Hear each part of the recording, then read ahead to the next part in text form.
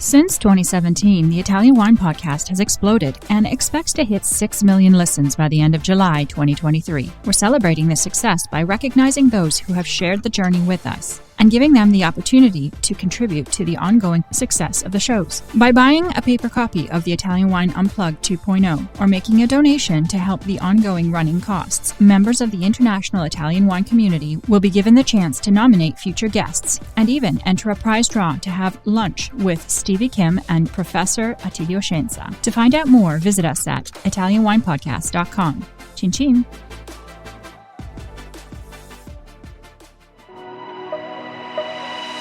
Welcome to Masterclass US Market with me, Juliana Colangelo. This show has been designed to demystify the US market for Italian wineries through interviews with experts in sales and distribution, social media, communications, and so much more. We will quiz each of our esteemed guests at the end of each episode to solidify the lessons that we've learned. So sharpen your pencils, get out your notebooks, and join us each week to learn more about the US market.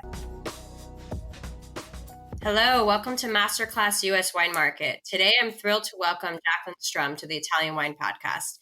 Jacqueline, or Jacki, was named the president and publisher of Wine Enthusiast Media in 2021. She leads all media teams at the company, including editorial, advertising, public relations, events, and the tasting department. Raised in the wine and spirits industry, Jacki has worked professionally in the space for nearly 20 years. Previously, Jacki held PR and digital media roles for global brands at Hunter Public Relations, Mission Media, and UrbanDaddy. She's also the founder of ThirstyNest. Jacki graduated from George Washington University and completed an advanced degree with distinction with the WSET. Welcome to the show, Jacki. It's so great to have you here today. Thanks for having me, Juliana. I'm so excited to be with you. And this is, I think, the third time in a month. I'm so lucky. I was just going to say, we've been seeing a lot of each other. I love it. Yeah. So, Jacki, today we're going to talk all about the evolving nature of wine media. We've got a lot to cover. But before we dive in, tell us a little bit more about your journey at Wine Enthusiast and your role today as president and publisher. Sure. Thanks so much, Juliana. So obviously just my bio, but a little bit more about the background of the business. Wine Enthusiast was founded in the late 70s by my parents, the commerce side, the catalog, because my dad noticed that there was a lot of people who were interested in wine, but they didn't have access to it because they didn't really have the tools to enjoy it. And so my mom and my dad, out of their attic in Westchester, New York, in the late 70s, created a little catalog that grew to the business it is today. And in the late 80s, created the media division. So the DNA of the business is really all around accessibility and making sure that people have access to wine and understand wine and never really feel embarrassed. And that brand ethos is something that's really strong with us today. And it's actually a really interesting moment to chat because we just officially combined the media side and the commerce division into one and unified the businesses. But I'll get into that a little bit later. What you might know us best for on the media division is our tasting department. We rate and review 25,000 wines a year blind, but we also cover food trends, wine news. And so I work alongside my sister, who manages the commerce division I mentioned, the original business, or I like to say the mothership.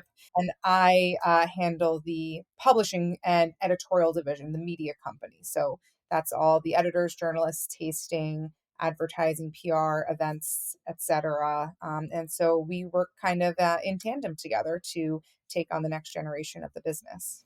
Amazing. So much going on, and we're excited to dive in and learn a little bit more about that unification of the two businesses, because I think that's so critical to our conversation for today's masterclass about the evolution of wine media. So for today's episode, our three key takeaways with Jacki are going to be, number one, what is the wine consumer looking for today in wine media? Number two, what kind of content is performing best on Wine Enthusiast? And then finally, number three, what is the future? I mean, there's a lot changing now, but we know there's more changes to come. So always good to look forward also. So Jacki, just to get started, talk to us a little bit about the recent changes at Wine Enthusiast and that unification of the commerce and content side and what that means for the business. Sure. So it's been a really interesting couple of years at Wine Enthusiast. We had a lot of change kind of coming off the heels of COVID. Both businesses had a tremendous amount of success during the pandemic, whether that's, I'm not saying that's the pandemic was a good thing, but for many of us, especially in the wine industry, we noticed a lot of trend shifts. And for us, that meant a big growth in our business. And so with that growth, we kind of decided to talk about our strategy for the next 5 years. Something that we noticed was that in our strategy work, a lot of people only knew us for one or the other, the catalog or the magazine. And we realized these are the same person. So we should kind of bring these people together into the same ecosystem. And that's what we've been working on for over a year. I really have to give the credit to my sister, Erica, who's been spearheading this project. And we relaunched the company's website under one name, wineenthusiast.com, to bring content and commerce together into one. Got it. Okay. Yeah, I mean, that makes a lot of sense. Like you said, you're talking to the same consumer, but one consumer is looking towards you for commerce and purchasing wine accessories, and then the other for content and looking towards wine enthusiasts for reviews and scores and articles. And you've got a great podcast as well with wine enthusiasts. So it makes so much sense in the world to bring those two together. So how is it going so far? Yeah, well, so far I'm really thrilled, although I'm crossing both my fingers and toes today, that the website launched with quite a bit of success. We figured combining them would, double the traffic, but it has done more than that so far. So we're very thrilled. And the fact that the site's live and functioning, anyone who's done a tech launch knows that that is a very precarious move. I'm frankly personally over the moon about it. But I do want to mention that while it's exciting for us, it is a big trend in media overall. And we've been doing content in commerce since before it was cool, if you will. And now everyone's doing it. So we just figured if this is the new normal for the way people interact with media and their retail shops today, let's do it ourselves. It clearly makes sense for us. And then on the other end, on our internal team, we made a lot of changes that I think are probably really relevant to your listeners for Italy. And we brought on 2 reviewers, used to only have one historically, to taste Italy, in Jeff Porter and Danielle Caligari, because Italy's such an important market to us, and we felt we weren't serving it enough in having only one main reviewer. And now we're tasting more Italian wine than ever. And we have our Italy issue coming out on July 17th, or August-September issue. So we're very excited about the progress we've made with that region. Yeah, we love to hear it. We love Jeff, and we've loved getting to know Danielle. So that's great to see that Wine Enthusiast investing in Italy. And you were at Vin Italy this year. Was that your first time? It was not my first time, but I loved it just as much as I did the year before. And just like anything, once you're a little more familiar, you can start to see little pockets of industry that you didn't get to discover the year before, pockets of Verona I hadn't seen. It is such a pleasure, that trade show, and I learn so much every year. It's just an endless sea of wine to learn about in Italy. It's kind of humbling. It really is. Humbling is a great word for it. It's pretty endless as well. So tell us a little bit more. I like to get down to some of the basics in the podcast so that our listeners really truly understand the concept. So content and commerce, just talk to us about what that means, the trends you're seeing in media generally, but also more specifically what that means for wine enthusiasts. Sure. So overall in media means something very different now than it did maybe 10, maybe even 5 years ago, where we're kind of reacting to how people consume information. It's just constantly evolving. For us, we're really trying to be where the consumer is. And that now is not just in a printed publication that arrives at your doorstep, although we do still invest in that and have that medium. It's online, it's social media, it's audio, it's video. And because of that, and all those things kind of apply to both businesses, we're making that content for both. We're just trying to make one total brand experience so that people know they can trust us for purchases and for ratings, all in the same kind of universe. Italian Wine Podcast, part of the Mama Jumbo Shrimp family.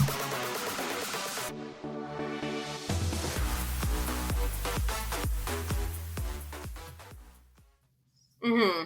So they're not having to go to different avenues for their purchase and then their content. It's all combined in one. Yeah, and as long as we can maintain our ethical standard across our journalistic capabilities, which I feel that we have, and same goes for our blind tasting, I think it's just a new way to interact with our consumers to have both. And really, if you are somebody who's into wine, you're going to know that the people who are tasting 25,000 wines a year probably know a thing or two about wine glasses, and they probably know a thing or two about how to store that wine. And we even sometimes test some of our new products with our tasters when they're in the office once in a while. We certainly open a lot of wine in the office so we can test every corkscrew that comes through. So it really is kind of a symbiotic relationship between the two. And yeah, we feel like if we're working with consumers to make sure that it's a trusted brand, then they'll come back to us more and more. One of my favorite new mediums actually is SMS or texting, because we have this really unique position in media where a lot of media companies are tacking on commerce, like the New York Times has Wirecutter, Vox has another affiliate method of getting information. But we've always had a commerce business. It's actually the original business. So because of that, our media business benefits from the data. I'd like to say the most rich database in the wine industry of people who are purchasing from us. We know their names, their location, their purchasing preferences, often their cell phone numbers. And that means that they're comfortable getting close to us in so many ways. So texting is one of my favorite ways that we've been interacting with customers more. They have to opt in, of course. Nobody wants a text from someone they didn't ask to text them. So we're texting them sales and programs, and we're also texting them new articles or a top 100 list or new ratings that are released. And that's kind of a really intimate relationship that we're really thrilled our consumers are open to having with us. It just speaks to the strength of the brand. Very cool. And I imagine the text communication is also one way in which you're reaching a new consumer, a younger consumer, since we do everything on our phones, right? So talk to us a little bit more about how Wine Enthusiast is reaching newer consumers. We know that that's an ongoing conversation for the wine industry at large. How do we get the younger consumers drinking? How do we get millennials and Gen Z? How do we get them involved in wine and interested in wine? So what are some ways in which you're tackling that challenge? Sure. Yeah. I mean, I think that's a battle everyone in the wine industry is trying to fight, right? It's how do we make sure we're getting people interested in wine from a young age and continue to stay interested? And that's something that's really ingrained in our brand since accessibility is how we built this business. And I think that's what people want to see. Younger generations, they don't want to be talked down to, they don't want to be condescended to. They want you to answer their questions honestly and openly without making them feel embarrassed. One of the things that's really helpful is thinking about what people Google and just writing articles around that. So if you think about how you Google, it's almost like a secret diary, right? Like you're Googling the questions you're embarrassed to ask somebody. Right. That's a good way to think about it. Mm-hmm. Yeah. So like if you were to look at people's Google history, it'd probably be things that you're like, they don't know where Mississippi is, like things that you think that they should know. And one thing that we noticed was getting searched for often is how to hold a wine glass. And that is a search term that we can obviously perfectly answer. And it has been one of our most successful articles to date this year because it's just, why shouldn't we just open the door wider and make sure that we're answering every question? And why should we make people feel bad for having to ask that question? So if they're asking the question, they're clearly interested. Let's make sure that they're comfortable asking it and that they're getting the information from an authentic expert, which we feel that we are representing. So those are the kinds of things we're using to bring customers in on digital. And then we're also looking at new social platforms. TikTok, we've been investing in a lot in the last 2 years. We officially reached 5,000 this year followers, thanks, which we feel pretty proud of. And I know it's a new medium for a lot of people. And historically, it wasn't majority over 21. So it's been a little precarious for some brands to invest in. But for us, because we don't sell wine, we were there kind of early and often. And I think it took us about a year to go from 0 to 5,000. And that's just a ton of video work and following the style of algorithm and trying to follow trends. And in addition, I think audio is a really big initiative for us. We've already had our podcast, as you mentioned, Juliana, for many years, our kind of classic style about stories and trends in the wine industry. But our new VP of content, Dara Kapoor, who's actually a media expert, not exactly a wine expert, which we love about her because she said, let's open the door wider again and do a podcast all about wine, but from a cultural perspective. And we created this podcast called Vinfamous, all about wine crimes and scandals in the wine industry. And it has just been a runaway success in terms of listens and downloads because it doesn't always have to be an inside baseball, if you will, conversation. It can be opened up wider to pop culture, history. Those are the things that the new consumers want to learn about.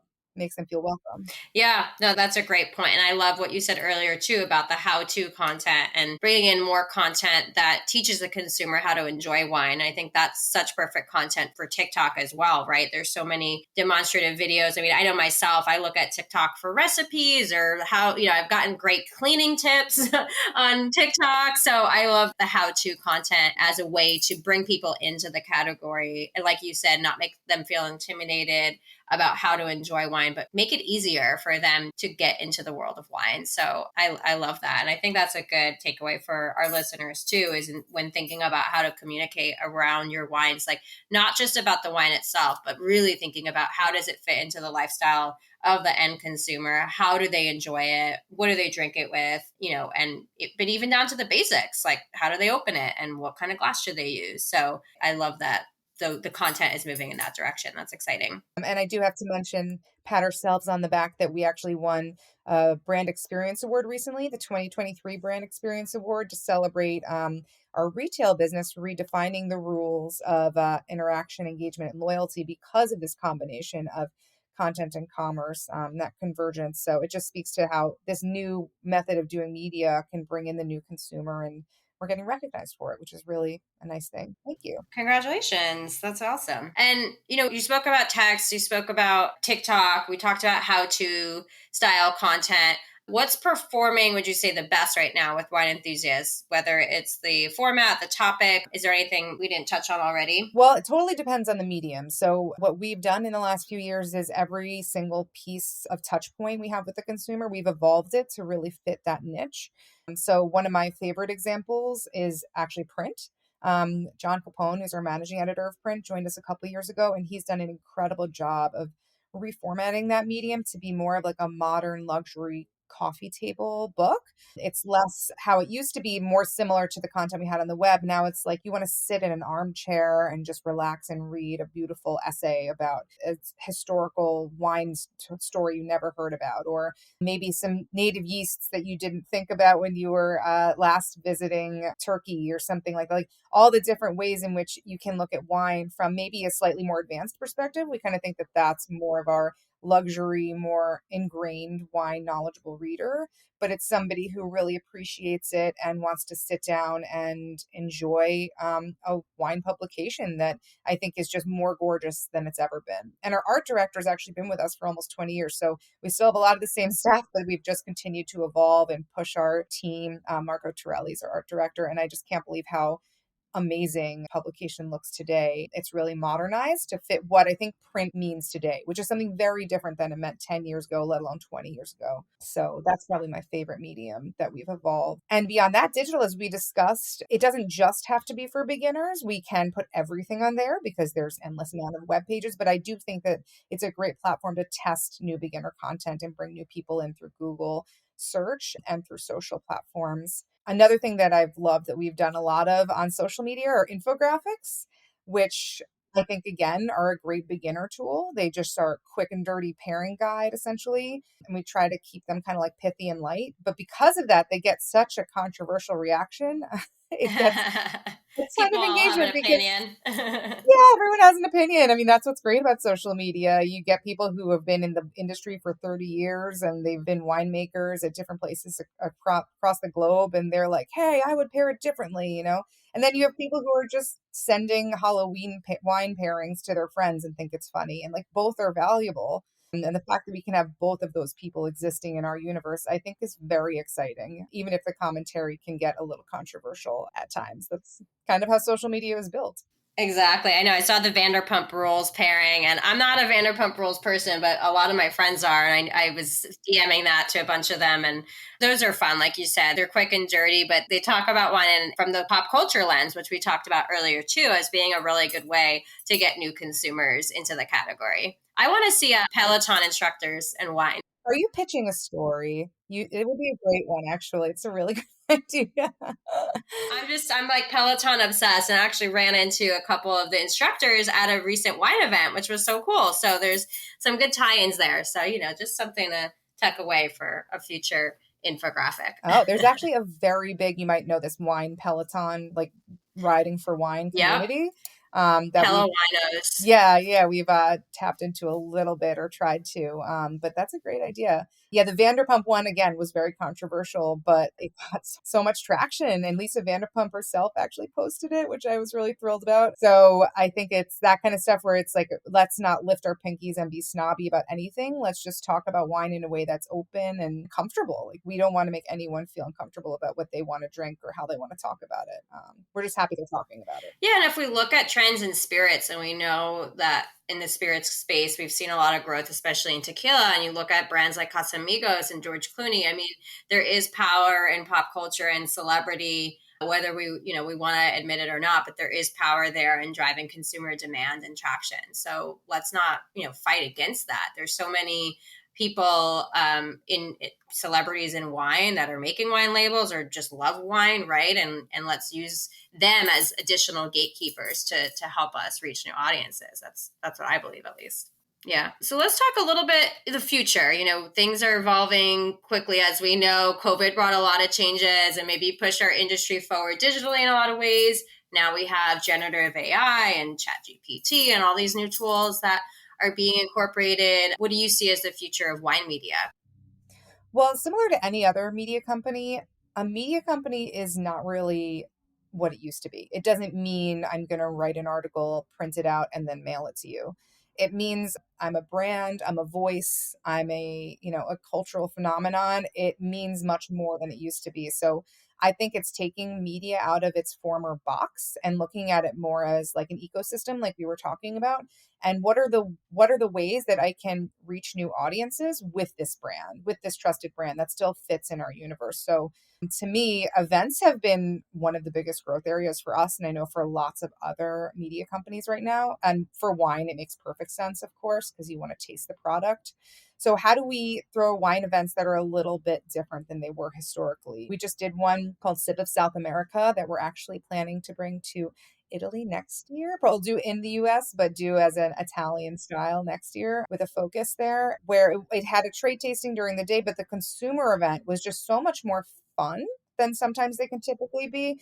A lot of those walk around tastings, they kind of start to run together because they become very similar. But how do we make like food a key component? How do we make live music a key component? How do we bring that culture to life that feels like a transported experience where it's a little less stuffy, a little more like bringing the fun and the joy to wine, especially for the consumer?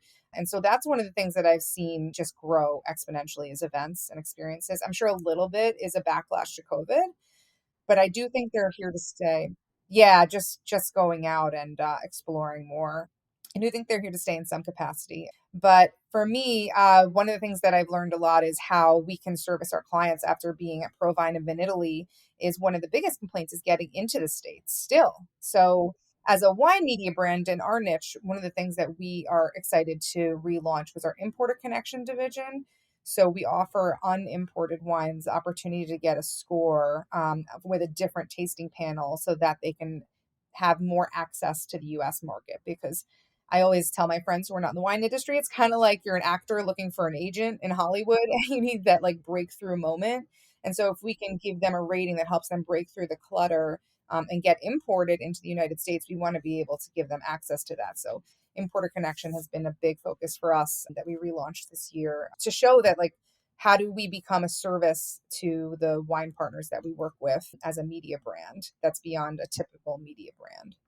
That's great. And I think a lot of our listeners will find a lot of value in that because we know that it is quite a challenge just getting into the market. So that's huge. And I think what you said about experiences and events and the future of a media brand really encompassing more than the content, but also the experience. There's a huge opportunity there for Italy, in my opinion. I mean, Americans love Italian culture and food and travel. I know this summer, the projected numbers for travel in Europe and Italy, especially, are extremely high. And, you're probably going to be fighting the crowds in Rome and the major cities. So we have this love affair with Italy that can be translated to more experiential wine events in the US. I think there's a huge opportunity there. Yeah, I hope so. And I believe it too. I think there's something about Italy and Italian wine that's just so romantic. I actually wrote about this in my publisher's letter. That's kind of intoxicating to the American consumer because it's such a different lifestyle and mindset than ours. It's kind of what we wish we could be like, but we're not. We're just so go, go, go, go, go. It's kind of impossible to imagine, especially as a New Yorker. But it's the kind of thing that you just keep coming back to. I know all my friends are so jealous that I get to go to Italy for work at least once a year, and they should be because it's incredible. There's so much to discover. Can you give us any sneak peeks into that July issue or just in general trends in Italian wine content at Wine Enthusiast that the editors are really excited about or that you've seen perform particularly well on digital channels? What are people gravitating towards with Italian wine? Sure. Well, I think one of my favorite articles is all about Lambrusco, which I'm a massive fan of. And I think it's one of those wines that does not get enough attention considering how likable it is. Like, if, for lack of a better term, it's just so likable, so food friendly, so fun. And And it can be geeky. I mean, Jeff Porter really opened my eyes to some fascinating Lambruscos that I'd never tried before. And he does a whole feature on it, how it's it's not new, but it feels like new all over again with its popularity. And then we do have a very interesting story about pizza pairings. And we asked our whole staff to say their recommended pizza. And it's just incredible how no matter who you ask, you hear a totally different slice. Everybody has their own opinion on what's the best. And obviously America and New York especially has no shortage of pizzerias. But the way that food is a great entry for wine, it's just such a perfect metaphor for Italy. So food and using that as a gateway is one of the big things we talk about in this issue. But the issue overall is just fantastic. I can't wait to get your hands on it. Yeah, we can't wait to see it. And Lambrusco, that's exciting. I mean, trends in sparkling wine don't seem to be slowing down. So that makes sense for that to be the next category that we start diving into more and getting more consumers interested in. And like you said, it's such a great wine. There's so many variations, so food friendly, perfect for summer. Yeah, so great. Well, we can't wait to see that next issue. Jackie, as we wind down, we have to make sure we have time for our rapid fire quiz, which we do at the end of every episode. So if you can do your best to answer these questions in one sentence or less, please. Question number 1, what is the wine consumer looking for today in wine media? The wine consumer today, I believe, is looking for useful content from brands they can trust in a way that's accessible, maybe irreverent and fun, that makes them feel like they just want more and more. And I really feel our new website brings together both content and commerce in a way that will keep them on the website and keeps them learning and keeps them engaged in wine. Okay, awesome. Question number 2, what kind of content is performing best right now on Wine Enthusiast? Let's say on digital, because I know you have different platforms. Okay. Yeah, I was going to say my number one thing would say depends on the platform completely. On digital, I would say it's beginner content, things that really help to answer those burning questions that people have.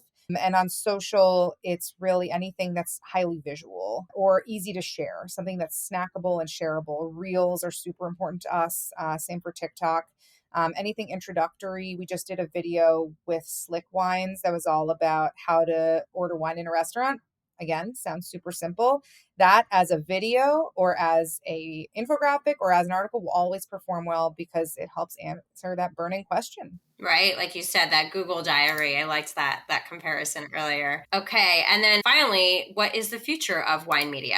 The future of wine media is the future of all media. It's looking at yourself as a brand, as an experience, as how you can bring value to your readers and to your clients beyond what you've traditionally done, whether that's creating new experiences for them, new services for them, or exciting new content that they didn't realize they needed. It's all about creating and continuing to nurture that brand ecosystem to empower your universe and your audience. Amazing. Okay. Well, thank you, Jackie, so much for being here today. Learned so much from your answers and so many great insights into Wine Enthusiast and what's going on right now with the publication. And we're so excited for the Italy issue coming up soon. I'm sure so many of our listeners are already following you in Wine Enthusiast, but just in case, how can our listeners connect with you in Wine Enthusiast? Sure. So my Instagram handle is at Jackie Strum, GACKISTRUM. Wine Enthusiast, on the other hand, is on all social platforms. Our handle is always at Wine Enthusiast on Instagram, Facebook, Twitter, TikTok, Pinterest, and LinkedIn, which is one of my favorite platforms. Please follow and engage with us. We'd love to hear from you. And our newly relaunched website is wineenthusiast.com. Fantastic. All right. Thanks so much for being here today, Jackie. Great to have you. Thank you, Juliana. It was so much fun. Thank you for joining me today. Stay tuned each week for new episodes of Masterclass US Wine Market with me, Juliana Colangelo. And remember, if you enjoyed today's show, hit the like and follow buttons wherever you get your podcasts.